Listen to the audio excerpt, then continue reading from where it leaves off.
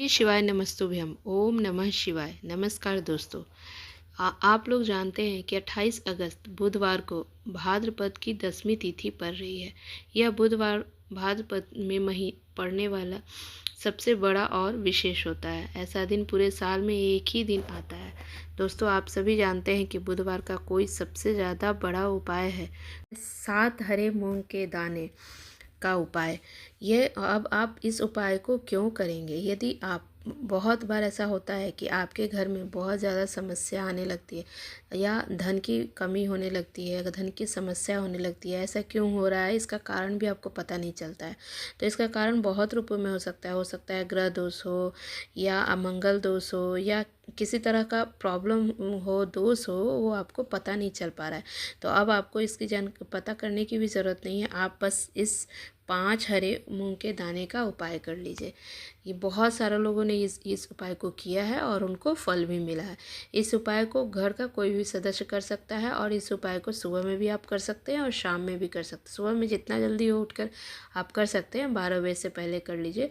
और शाम में तो आपको पता ही है, प्रदोष काल में कोई भी उपाय किया जाता है, तो आप 6 से 7 के बीच में कर सकते हैं। बुधवार के दिन गणेश जी की पूजा की जाती है और भाद्रपद के 10वीं दिन भी पड़ रहा है, तो इस दिन का उपाय करने में आपको धन आएगा और धन बढ़ेगा भी, और सभी आपके जीवन में जो भी समस्याएं या संकट भी आ रही हैं वो भी दूर हो जाएंगी।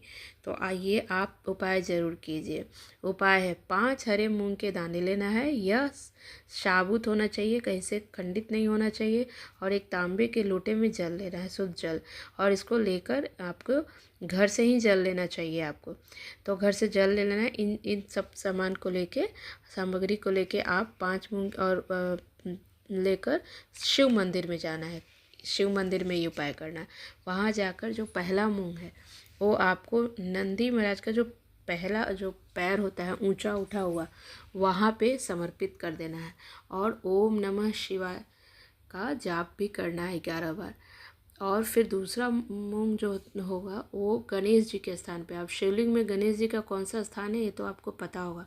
दूसरा जो मूंग का दाना है उसको, हरा मूंग का दाना, उसको गणेश जी के स्थान पे अर्पित कर देना है। और वहाँ पर भी एक मंत्र बोल देना है, श्री गणेशाय नमः का जाप 11 बार कर देना है। और तीसरा जो मूंग है वो माता अशोक सुंदरी, जो जलाधारी जहाँ से जल गिरता है, वो जो माता अशोक सुंदरी जो भगवान शिव जी की सबसे छोटी पुत्री है, वो उनका स्थान है। तो वहाँ पे आपको तीसरा वाला अर्पित कर देना है और ओम नमः शिवाय का मंत्र का जाप कर देना। और चौथा बच गया, वो शिवलिंग पर जो कार्तिकेय जी का स्थान है वहाँ पर अर्पित कर देना है और ओम नमः शिवाय का जाप कर देना है। और जो लास्ट में जो मूंग बच गया 5वां, वो जल के पात्र में डालकर शिवलिंग पर शिव जी को जलाभिषेक कर देना है। और शिवलिंग पर जल धीरे धीरे जलाभिषेक करना है और श्री शिवाय नमस्तुभ्यम का जाप कर देना है। पूज्य गुरु जी ने कहा है कि जो भी इस उपाय को कर लेता है उसके जीवन की सारी संकट और कष्ट और बाधाएं और को समाप्त हो जाती हैं। तो आप ये उपाय ज़रूर करें। दूसरा उपाय क्या है वो मैं बता रही हूँ।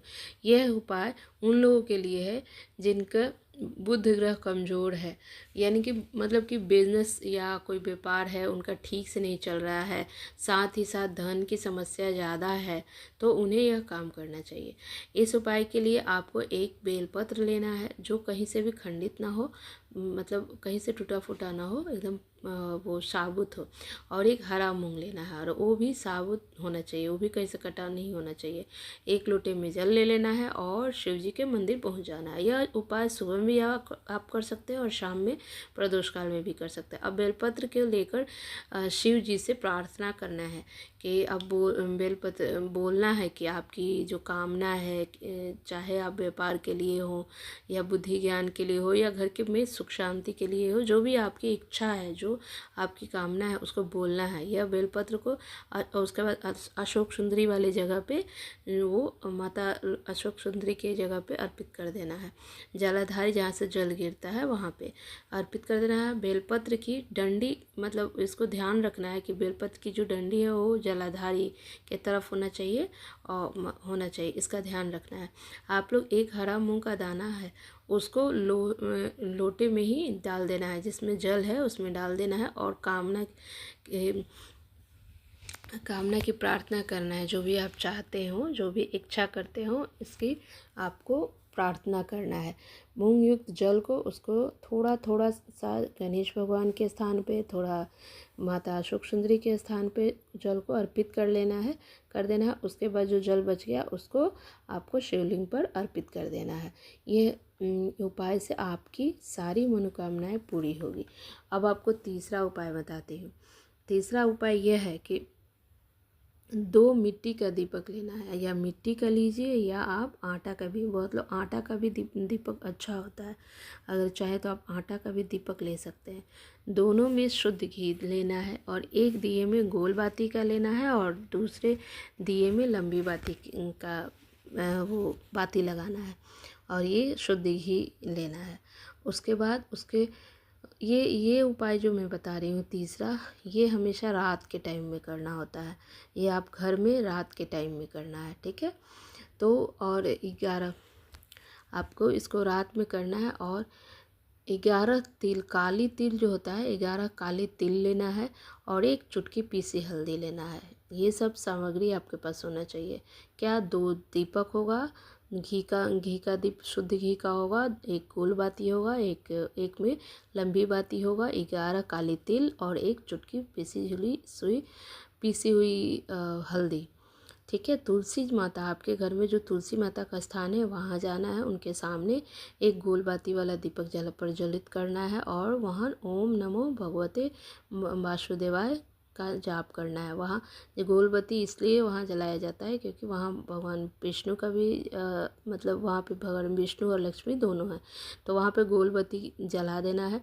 उसी गोलबत्ती 11 काली तिल को अपने हाथ में रखना है और उसको गोलबत्ती जो आपने प्रज्वलित किया है उसी में डाल देना है, ठीक है। और उस समय आप हाथ मतलब उसके जो जल रहा है दीपक उसको घुमाते हुए और उसमें वो काली तिल डालना है और उसी समय आपको अपने नाम और गोत्र को बोलना है और उस काली तिल को जलते हुए दीपक में डाल देना है। और ये तिल जो भी विष्णु भगवान के पसीने से, ये जो तिल होता है वो भगवान विष्णु भगवान के पसीने से उत्पन्न हुआ है। और जब भी बुधवार को ये दीप प्रज्वलित करते हैं तो हमारे कर्ज से राहत मिलता है और हमारे जीवन के धन प्राप्ति के नए नए मार्ग खुलते हैं। तो आप इस दीपक को जलाइए। जो दूसरा दीपक अब बच गया, जो आपने गोलबत्ती का जला दिया, दूसरा दीपक मंदिर में, अपने घर के मंदिर में आना है और वहाँ लक्ष्मी जी के सामने, उस मूर्ति के सामने, फोटो हो या मूर्ति हो, उनके सामने आपको दीपक को प्रज्वलित करना है जो लंबी बाती वाला है। और आप लंबी बाती का जो बाती बनाए वो आप मौली का भी बना सकते हैं, उसी से भी अच्छा होता है। उसके बाद वहाँ पर आपको एक मंत्र बोलना है, दीप प्रज्वलित करना है और मंत्र बोलना है, ओम लक्ष्माय नमः, ओम लक्ष्मी नमः करके मंत्र बोलना है। और उसके बाद एक चुटकी जो हल्दी जो आपने पीसी हुई रखी है उसको उस दीपक के ऊपर से घुमाते हुए उस दीपक में डाल देना है, ठीक है। यह एक चुटकी हल्दी आपके जीवन के दुर्भाग्य, जितने भी दुर्भाग्य है, परेशानी है, वो उसको दूर करेगी और माता लक्ष्मी की कृपा प्राप्त होगी। तो इस तरह उस दीपक में आपको हल्दी डाल देना है। तो इस तरह से 3 तरह का उपाय हम बताएं। ये तीनों उपाय ज़रूर कर लीजिए क्योंकि ये बहुत ही अच्छा समय है और इस टाइम में किया गया कोई भी उपाय बहुत जल्दी फल देता है। तो आप इस उपाय को ज़रूर कीजिए। बहुत बहुत धन्यवाद।